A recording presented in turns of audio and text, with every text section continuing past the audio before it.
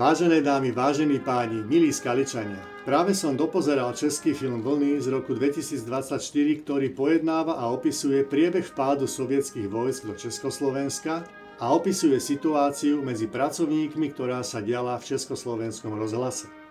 Osobne som bol účastník zhromaždení v roku 1989 a každý deň som jazdil vlakom s trikolórou na bunde do Bratislavy, štrngal tam kľúčami a na rádiomagnetofón si nahrával autentické zvuky z námestia SMP. Prežité emócie z roku 89 a z dnešného večera ma popohnali vysloviť moje presvedčenie, ako bude fungovať a konať Mestský úrad Skalica pod mojím vedením. Môžeme sa chovať ako egoisti, ale môžeme sa chovať ako bratia. Primátor mesta musí byť v prvej rade perfektný reprezentant mesta a manažer.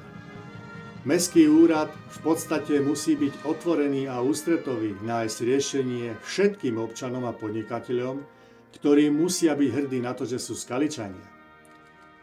Preto všetci pracovníci musia byť občanom ústretoví a nápomocní pri riešení ich radostí ako aj starostí. Občan musí byť vybavený a obslúžený v čo najrýchlejšom čase a cítiť sa hrdý Skaličan.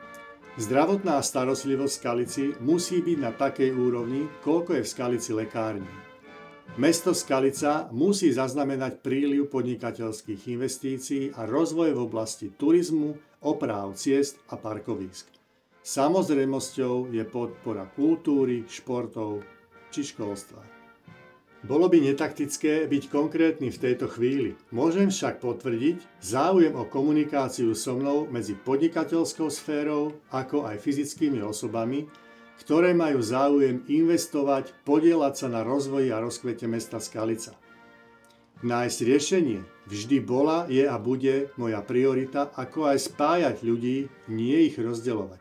To vám sľubujem.